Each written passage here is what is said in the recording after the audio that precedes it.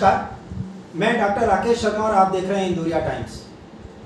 राजस्थान प्रदेश की इस समय की कोई ज्वलंत समस्या कहें या बहुत बड़ा कोई इशू यदि माना जा सकता है तो वो इशू है दौसा जिले के लालसोट की डॉक्टर अर्चना शर्मा।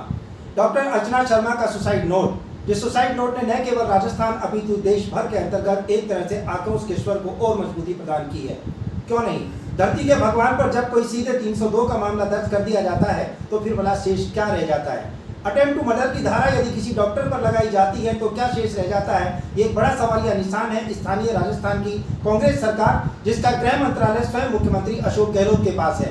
इन तमाम मामलों को लेकर के जहां देश भर के अंतर्गत जुलूस निकाले जा रहे हैं, कैंडल मार्च किए जा रहे हैं और अलग अलग तरीके से लोग ज्ञापनों के जरिए अपना विरोध दर्ज कर रहा है, ऐसी स्थिति में आज हम कोटपुतली, जो कि जिले की दहलीज के ऊपर जहां पहुंचा है, जिले की ओर अग्रसर है कोटपुतली, जहां जिला स्तरीय हॉस्पिटल यहां पर मौजूद है और सभी बड़े बड़े संस्थान यहां पर मौजूद हैं, ऐसी ही कुछ शख्सियतों के बीच आज हम इंदौरिया टाइम्स में आमंत्रित करते हैं उन तमाम सीनियर वरिष्ठ चिकित्सकों को, जिनकी राय हम जानेंगे कि क्या आखिर एक डॉक्टर के खिलाफ इस तरह का 302 का मामला दर्ज किया जा सकता है या कि किसी भी नतीजे पर पहुंचने से पहले उन्हें कुछ वेट एंड वॉच वाली स्थिति में रखना चाहिए था या कुछ और भी तरीका अपनाया जा सकता था। आज हमारे साथ स्टूडियो में मौजूद हैं डॉक्टर आर यादव साहब, सनराइज हॉस्पिटल के डायरेक्टर हैं, एक्स पीएमओ राजकीय बीडीएम हॉस्पिटल आप रहे हैं। डॉक्टर रतिराम यादव जी, आपका स्वागत है स्टूडियो में। डॉक्टर प्रमोद भदौरिया, जो कि कोटपुतली आईएमए इकाई के अध्यक्ष हैं। तो हमारे साथ मौजूद हैं डॉक्टर अशोक गुप्ता, जो कि संतोष नर्सिंग होम के डायरेक्टर हैं और आपने भी राजकीय सेवाओं में बहुत लंबे समय तक अपना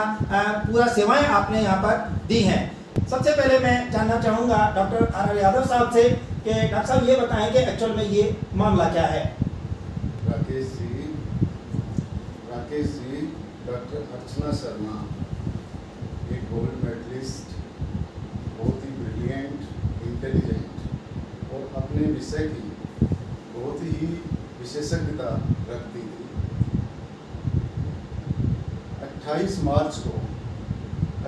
मार्च को उन्होंने एक डिलीवरी मल्टीपैरा, जिसके कि 3-4 बच्चे थे, उसकी सिजेरियन जो है डिलीवरी करवाई और उसके बाद में सिजेरियन डिलीवरी के बाद में यूट्रस का संकुचन, बच्चेदानी गर्भाशय का संकुचन न होने के कारण उसमें से ब्लीडिंग, बहुत ही प्रोफ्यूज मात्रा में ब्लीडिंग हुई और ब्लीडिंग उस कॉम्प्लिकेशन, वो स्वाभाविक कॉम्प्लिकेशन है। विशेष तौर से जो मल्टीपैरा, ऐसी लेडी जिनके 2 या 3 बच्चों से अधिक डिलीवरी हो, जैसे चौथा बच्चा हो, 5वां हो, इस तरह की लेडी, और वो भी एक गरीब परिवार से और जिसमें खून की कमी थी, वो लेडी का ऑपरेशन करने से उसके बच्चेदानी का जो स्वाभाविक संकुचन होता है और उस संकुचन की वजह से जो खून जो बच्चेदानी से निकलता है वो रुका नहीं, संकुचन न होने के कारण। उन्होंने जो दवाइयाँ थी वो दवाइयाँ भी दी, वो भी नहीं रुका।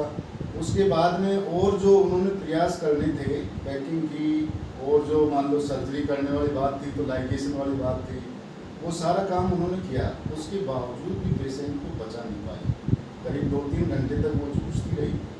और ये सब कुछ होने के बाद में उन्होंने जब उनके पेशेंट के, उस लेडी के परिवारजनों से बात की तो वो सारी स्थिति, यथास्थिति, उनको वस्तु स्थिति की जानकारी दी, तो वो संतुष्ट थे और उस लेडी को अपने घर ले गए। दाह संस्कार करने के लिए उसको नहला धुला के उन्होंने अर्थी में लिटा दिया। लेकिन समाज में एक ऐसा नेक्सस है जिसमें बहुत सारे असामाजिक तत्व, ब्लैकमेलर भी अपन उनको कह सकते हैं, और उसमें कुछ विधि के जानकार वकील लोग भी हो सकते हैं और कुछ उसमें पुलिस या इस तरह के विभाग से भी लोग मिले हुए हैं। इस तरह का एक नेक्सस हर जगह राजस्थान में देखने को मिल जाएगा। तो उन लोगों ने जाके और उस मृतक के परिवारजनों को गुमराह किया कि हम आपको एक अच्छा मुआवजा दिलाएंगे और डॉक्टर की लापरवाही से इसकी मौत हुई है, और उस मृतक को लाके और चिकित्सालय के सामने डाल देते हैं और धरना देके और गाली गलौज, वो अल्लाह, ये शुरू कर देते हैं और लोगों की भीड़ इकट्ठी कर लेते हैं। कुछ छुट भैया नेता या अपने आप को जो और समाज के सेवक कहते हैं, वे लोग इकट्ठे हो गए। उन्होंने डॉक्टर और वहाँ पे जो कार्य करने वाले और जो चिकित्सा कर्मी थे उनको भारी गाली गलौज किया, मानसिक प्रताड़ना दी। पुलिस आई, पुलिस ने भी जो है, पुलिस भी उनके सामने बेबस है क्योंकि वो बहुत सारी राजनीतिक अप्रोच रखते हैं। ऐसी परिस्थितियों में डॉक्टर अर्चना जो है ये सब बातें जब उसने सुनी तो वो हताशा में चली गई और रात भर सो नहीं पाई। सुबह जब उन्होंने अखबार देखा तो अखबार में जब देखा तो पुलिस ने जो है डॉक्टर अर्चना पे उस प्रसूता के ऑपरेशन लापरवाही से करने की वजह से उसकी मौत होने की वजह से धारा 302 में FIR दर्ज की। जब डॉक्टर अर्चना शर्मा ने अखबार से जानकारी मिली तो वो संग रह गई। और निश्चित रूप से कोई भी चिकित्सक या आम नागरिक जो है अगर ऐसी बात उसके जहन में आएगी कि मेरे खिलाफ 302 का मुकदमा दर्ज हो गया है, निश्चित रूप से पुलिस उसको तुरंत गिरफ्तार करेगी और गिरफ्तार करने के बाद में जो प्रक्रिया आगे होगी वो होगी उसका। जैसे मान लो जमानत वाली बात आती है तो जमानत भी वहाँ सेशन कोर्ट वगैरह में नहीं होगी, आप हाई कोर्ट से जमानत लो। इस सभी प्रक्रिया में जब डॉक्टर को या चिकित्सक को या किसी अन्य व्यक्ति को पकड़ के पुलिस जो है पुलिस कस्टडी में रखती है या उसको जुडिशियल कस्टडी में भेज देती है तो उसके बाद में कम से कम इस प्रक्रिया में 10-12 दिन की अवधि लग सकती है, 15 दिन भी हो सकते हैं। तो उन्होंने ये सोचा डॉक्टर साहब ने कि मैं 15 दिन जेल में रहूँगी। वो बहुत ही ब्रिलियंट थी, बहुत ही सेंसिटिव थी, इंटेलिजेंट थी। उसने सोचा कि मैं अपराधी हूँ, मैं कहाँ मेरा गुनाह, मैंने कोई गलती नहीं की है और मैंने नए लेडी को जो है किसी तरह की जो है मैंने मेरे पूरे प्रयास किए हैं, in best of my knowledge मैंने उसको बचाने की पूरी कोशिश की है और इसके बावजूद जो है मेरे को इम्प्रिजनमेंट होगा और आगे मुकदमा चलेगा। तो वो जो है डिप्रेशन में आ गई और इस कारण उसने अपनी बेगुनाही साबित करने के लिए सिर्फ एक ही रास्ता कि मेरी मौत ही मेरी बेगुनाही साबित कर सकती है और कोई रास्ता नहीं है, ये बात उसके जहन में बैठ गई। हालांकि उसने अपने सुसाइड नोट में लिखा है कि मैं मेरे बच्चे और मेरे पति से अपार प्रेम करती हूँ, लेकिन मैंने किसी भी जो है इस मरीज में किसी भी तरह कोई लापरवाही नहीं की है और मैंने बहुत ही जो है मेहनत की है उसको बचाने के लिए, लेकिन उसके बावजूद भी नहीं बच पाई। ये एक स्वाभाविक कॉम्प्लिकेशन है, इस वजह से मेरे पास और कोई रास्ता नहीं है, मेरी आत्महत्या है, मेरा मरना, मेरी मौत ही मुझे बेगुनाह साबित कर सकती है और कोई रास्ता। आपने देखा अभी डॉक्टर RR यादव के द्वारा उस पूरे मामले को हमने आपके सामने रखा है, कोई बीच में सवाल नहीं था, केवल टू द पॉइंट वो सारी घटनाक्रम डॉक्टर साहब ने आपको बताया। और इंदौरिया टाइम्स का ये हमेशा से उद्देश्य रहा है कि एक्चुअल में घटना क्या है। घटना को जाने बिना जब भी कभी आवाम या क्राउड इकट्ठी होती है तो निस्संदेह लोगों का विवेक शून्य हो जाता है और अच्छे शिक्षाविद और पढ़े लिखे लोग भी वहां पर बेबस नजर आते हैं। तमाम स्थितियों के बावजूद जो डॉक्टर साहब ने पूरा वक्तव्य बताया उसका जो कंक्लूजन निकलकर सामने आता है वो कंक्लूजन एक ही है। बेशक दौसा के लालसोट की इस घटना ने सभी लोगों का ध्यान इंडिया लेवल पर सब लोगों को एक जगह सोचने के लिए विवश किया है, लेकिन कमोबेश हर एक जगह राजस्थान के अंतर्गत ये घटनाएं बराबर होती रही हैं।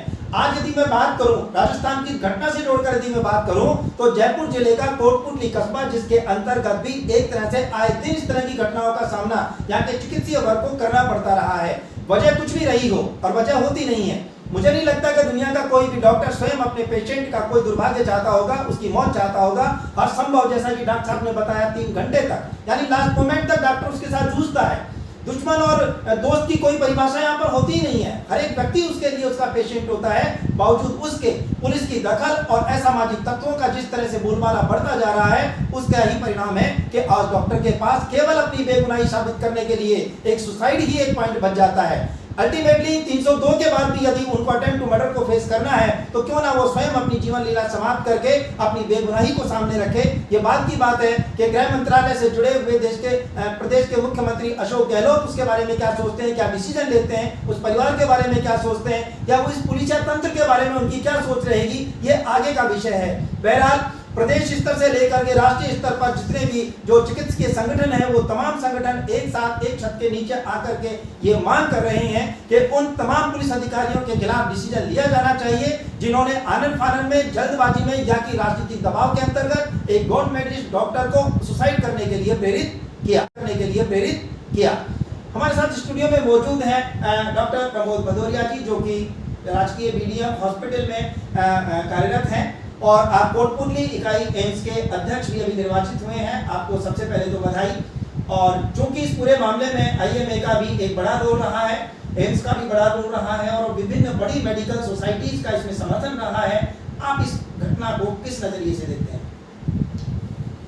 सबसे पहले मैं आपको धन्यवाद दूंगा कि आपने मुझे मौका दिया है। कहूँ कि ये जो घटना हुई है बहुत ही दुखद है। दुखद का भी आपको कहूँ, घटना तो पहले भी हुई है, मारपीट तो डॉक्टर साहब पहले भी हुई थी। लेकिन नंबर 2 जो सबसे बड़ी बात यह है कि कोई डॉक्टर इतना ज़्यादा दुखी हो जाए और सुसाइड कर ले। ये घटना शायद गिनती की हुई है हमारे यहाँ, लेकिन जैसे मारपीट होना, हाथ पैर तोड़ देना, सर फोड़ देना, घेराव कर लेना, ये सब तो होता है। लेकिन ये सब के बाद तो डॉक्टर चलो को कम से कम सामने दिखता तो है। लेकिन प्रॉब्लम ये है कि ये जो हमें डॉक्टर अर्चना शर्मा जी थी, मेहनत करने के बाद पेशेंट के साथ रात दिन काम करने के साथ उस पेशेंट के लिए भी उन्होंने बहुत कुछ किया। ऐसा नहीं है 2 यूनिट ब्लड लगाया है, जितनी दवाइयाँ दे सकती उतना उन्होंने कोशिश की है। अपने स्टाफ को भी उन्होंने रखा है, उसके बावजूद भी उनके ऊपर ये ब्लेम लगाया गया कि आपने कुछ किया ही नहीं, आपने हमारे पेशेंट को मार दिया। ये जब डॉक्टरों को सुनने को मिलता है कि मैंने कुछ किया ही नहीं, तो मन दुखी हो जाता है। और जो अंदर से जो एक होती है ना काम करने की भावना, हर डॉक्टर में होती है, वैसे तो हर इंसान में होती है, मैं ये नहीं कह रहा, लेकिन डॉक्टर में तो विशेष रूप से होती है कि उसको लगता ही यही है कि भाई आप किसी की ज़िंदगी बचा रहे हो, आप किसी का दुख दर्द कम कर रहे हो, उसके अंदर से भावना अपने आप जागृत होती है कि मुझे जहाँ तक हो सके लोगों के लिए करना चाहिए। लेकिन ऐसी घटना जब होती है तो ये सोचने वाली बात हो जाती है कि वो डॉक्टर अम्बल में कितना दुखी हुई होगी, तब उसने सुसाइड की होगी जी। तो ये जो चीज़ हुई है, ये घटना पूरे प्रदेश नहीं, मेरे को लगता है हो सकता है विदेशों में भी ये बात जाए जी कि इस तरह की घटना अगर डॉक्टर के साथ होती रहेगी तो डॉक्टर काम करने में असमर्थ हो जाएगा। और शायद मेरे को लगता है कुछ परसेंटेज तो अभी भी लोग बात ये सोचने लग गए हैं कि हमें आगे अपने बच्चों को डॉक्टर नहीं बनाना, या हमें ये डॉक्टरी का जॉब ही नहीं करना। ऐसी जब भावना आने लग जाएगी तो मुझे लगता है प्रदेश क्या, देश क्या, पूरी दुनिया के लिए बहुत खतरनाक स्थिति हो जाएगी। डॉक्टर, संगठनात्मक तरीके से जैसे कि आप आईएमए से जुड़े हुए हैं, इस तरह से और भी बड़ी बड़ी संस्थाएं हैं, क्या अभी डिसीजन लिया गया है? क्या स्ट्राइक को कंटिन्यू रखा गया है या कोई और तरीका, स्ट्रेटेजी क्या तैयार की गई है? नहीं, हमारे यहाँ से जब से वो घटना हुई है उसके बाद आईएमए ने तुरंत एक्शन लिया है और उसके बाद स्ट्राइक पे चले गए थे हम लोग। कार का बहिष्कार किया गया है जब से, उसके बाद हमारे जो प्रतिनिधि थे, प्रदेश प्रतिनिधि थे डॉक्टर पीसी गर्ग, उन्होंने जाके वहाँ पर वार्ता की। वार्ता करने के बाद उन्होंने जो जितने भी लोग बाग कल्प्रिट थे 5-6, उनको 5 में से 5 करीब अरेस्ट हो चुके हैं, 1 बचा हुआ है, उसके ऊपर इनाम घोषित कर दिया गया है। सरकार के ऊपर पूरा प्रेशर डाला गया है इस बारे में और अभी भी उनको अल्टीमेटम दे दिया गया है कि अगर आप वो भी छठा भी आदमी नहीं पकड़ा जाएगा तो हम हो सकता है दोबारा चले जाए। हमारी ब्रांच में भी यही रखा गया है कि अगर वो बाई चांस सरकार ये कुछ ढिलाई करती है तो हम दोबारा भी इस टाइप पे जा सकते हैं। आपने देखा कि डॉक्टर भदौरिया ने अभी बताया कि किस तरह से संगठनात्मक तरीके से न केवल प्रदेश बल्कि राष्ट्रीय स्तर पर कुछ इस तरह का दबाव क्रिएट किया गया, तब कहीं जाकर के 4 या 5 लोगों को पुलिस ने हिरासत में लिया है और ये मांग रखी है कि जब तक कि आखिरी व्यक्ति भी अरेस्ट नहीं हो जाता तब तक ये जो आंदोलन है ये जारी रहेगा। एक बहुत बड़ी बात अभी डॉक्टर साहब ने कही है और अमूमन जब ये अखबारों की सुर्खियां और चैनल की सुर्खियां बनकर सामने आती है तो निसंदेह कई बार मेरे अपने मीडिया साथियों से भी मैं ये रिक्वेस्ट करना चाहूंगा, जब भी वो अपने पेपर की या चैनल की हेडलाइन बनाए वो इस बात का विशेष ख्याल रखें कि आखिर हमारी हेडलाइन से कोई व्यक्ति सुसाइड पॉइंट की ओर तक अग्रसर नहीं हो रहा है। कुछ ऐसा ही कहीं छपा होगा जिसको लेकर के डॉक्टर अर्चना शर्मा का भी डिप्रेशन का वो दौर कहीं शुरू हुआ होगा, अन्यथा कहीं ना कहीं जो मारपीट की घटनाएं होती हैं, हॉस्पिटल का घेराव होता है, पत्थरबाजी होती है, शीशे तोड़े जाते हैं, पुलिस आती है और मध्यस्थता के जरिए कहीं ना कोई सॉल्यूशन निकल आता है, लेकिन यहाँ तो वो सब चीज थी नहीं। उन सब चीजों के बावजूद जब एक डॉक्टर जिसे भगवान मानकर हम अपना शरीर सुपुर्द कर देते हैं, उसे लास्ट में उसके परिजन ये कहते हैं आपने तो कुछ किया ही नहीं और किया तो ऐसा किया कि आज व्यक्ति हमारे साथ नहीं है, तो ये ठीक ऐसी ही एक बात हो गई जैसे अल्टीमेटली राजनीतिक लोग जब टिप्पणियां करते हैं विपक्षी पार्टी को कहते हैं कि इसने पूरे 5 साल में कुछ नहीं किया, इसने पूरे 10 साल में कुछ नहीं किया। तो जब कुछ नहीं किया तो उस समय आवाम क्या कर रही थी?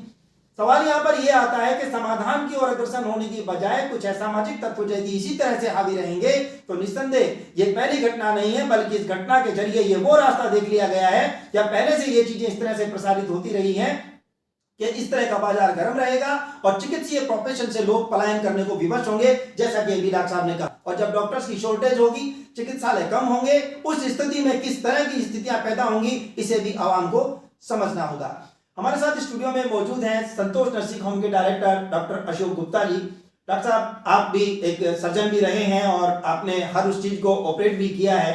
उन तमाम स्थितियों को यदि हम जानें तो किस तरह की सिचुएशन में आदमी काम करता है और लास्ट में यदि इस तरह के हालात पैदा होते हैं तो आप क्या मैसेज करें? ये घटना दिल को दहलाने वाली बहुत ही दुखद घटना हुई है, जो कि नहीं होनी चाहिए थी। मैं लंबे समय तक गवर्नमेंट सर्विस में भी सर्जन रहा हूँ, हर तरह की सर्जरी की है। सर्जरी करते समय थिएटर के अंदर पेशेंट होता है, that is the only VIP for the doctors जी। उसके अलावा उसको कुछ नहीं सोचता है। और जब ऑपरेशन करने जाते हैं तब ऐसा लगता है कि आप मौत के कुएं में जा रहे हो और इस पेशेंट को मौत से बाहर निकालना है जी। और कोई भी चिकित्सक नहीं चाहता कि मेरा मरीज मरे। सुप्रीम कोर्ट के भी ये निर्देश हैं कि what the doctor will gain by killing his patient जी। और यदि चिकित्सक या सर्जन के ऊपर दोषारोपण होते रहे तो कोई भी सर्जन के ऑपरेशन करते समय हाथ कांपेंगे तो सक्सेसफुल सर्जरी कैसे कर पाएगा। इसलिए किसी भी चिकित्सक के ऊपर दोषारोपण करना गलत है। और डॉक्टर भगवान नहीं है, लेकिन मरीज के लिए पूरी अपनी जी जान से कोशिश करता है जितना उसने अपना नॉलेज प्राप्त किया। क्योंकि डॉक्टर यदि भगवान होता तो डॉक्टर खुद ही मरता। जो जीव पैदा होता है उस समय उसका मौत का भी समय और स्थान निश्चित हो जाता है। मौत भगवान के अधीन है, डॉक्टर के अधीन नहीं है। डॉक्टर तो उसका लिए बेस्ट अपना प्रयास करता है उसको बचाने के लिए। कई बार खुद डॉक्टर ही एक्सपायर हो जाते हैं, ऑपरेट करते समय उनको भी अटैक आ जाता है, वो मर जाते हैं। क्योंकि भगवान होते तो डॉक्टर क्यों मरेंगे। बहुत बड़ी बात आपने कही है कि यदि डॉक्टर भगवान होता तो डॉक्टर का भी कभी भी अंत नहीं होता। कोविड ने भी बड़े बड़े डॉक्टर्स हमसे छीन लिए हैं, बहुत ऑपरेट करने के दौरान जाते हैं। लेकिन मैं यहाँ ये जरूर कहूंगा कि बेशक डॉक्टर भगवान नहीं होता आप कहते हैं, लेकिन पेशेंट के लिए डॉक्टर भगवान से कम भी नहीं होता। विश्वास और आस्था से जुड़ा हुआ यह सवाल है, लेकिन पीड़ा तब होती है जबकि वही परिजन जो उसे डेथ पॉइंट से उठा करके लेकर आए हैं और जीवन की कामना उससे कर रहे होते हैं और फिर उसी डॉक्टर को ब्लेम करते हैं और ऐसे में मीडियाबाजी हो जाती है। पुलिस भी एक तरफा ही कई बार डिसीजन लेते हुए नजर आती है। उस समय डॉक्टर की स्थिति क्या होती है? डॉक्टर काफी प्रेशर में आ जाता है जब पेशेंट सीरियस होता है और वो अपनी बेस्ट प्रयास करता है कि मैं मेरे पेशेंट को जिंदा कैसे भी किसी भी हालत में किसी प्रयास से करूं। ये निश्चित है कि बिना जतन के रतन चला जाता है। यदि कोई क्रिटिकल पेशेंट है और समय पर उसको यदि उचित उपचार मिल जाता है, चाहे मेडिकल है सर्जिकल है, तो पेशेंट की कई बार जान बच जाती है। और ऐसे कई बार मैंने एक बार नहीं अनेकों बार ऐसा महसूस किया है कि सीरियस पेशेंट होता है उसको हमने बचाया भी है। तो डॉक्टर हमेशा ये चाहता है कि भाई मेरा सीरियस पेशेंट भी क्रिटिकल कंडीशन में किसी में भी हो और वो बाहर आए। आप देख रहे हैं कि सीनियर चिकित्सक हमारे साथ हैं, बड़े बड़े सर्जन हमारे साथ हैं। वो जो अपनी बात कह रहे हैं, जो लोग इस समय मुखातिब हैं इंदौरिया टाइम्स से, उनकी जिम्मेदारी बनती है कि वो इस पूरी वार्ता को न केवल पूरी तसल्ली से देख रहे हैं सुन रहे हैं, बल्कि वो इस लिंक को ज्यादा से ज्यादा फॉरवर्ड इसलिए करेंगे ताकि आप अवेयर होंगे, तब लोगों में अवेयरनेस आएगी। कहीं ना कहीं अवेयरनेस के अभाव में लोग अपने प्रोफेशन से पलायन करने को विवश हो रहे हैं और कहीं इस पलायन का दौर यदि ये शुरू होता है तो कभी ना कभी हम भी इसके शिकार हो सकते हैं। इसलिए हमारी नैतिक जिम्मेदारी है, आस्था और विश्वास से जुड़ा हुआ जो चिकित्सकीय प्रोफेशन है, इस प्रोफेशन को हमें बचा के यदि रखना है, अपने आप को समाज के और राष्ट्र के लिए उपयोगी बनाना है, तो हमें इस प्रोफेशन को सम्मान देना होगा। पहले दौर की वार्ता के अंतर्गत हमने एक मोटी मोटी बातों को सामने रखा कि क्या कुछ चीजें नहीं होनी चाहिए थी और क्या कुछ हुआ है और आगे क्या कुछ हो सकता है, इसके बारे में हमने चर्चा की।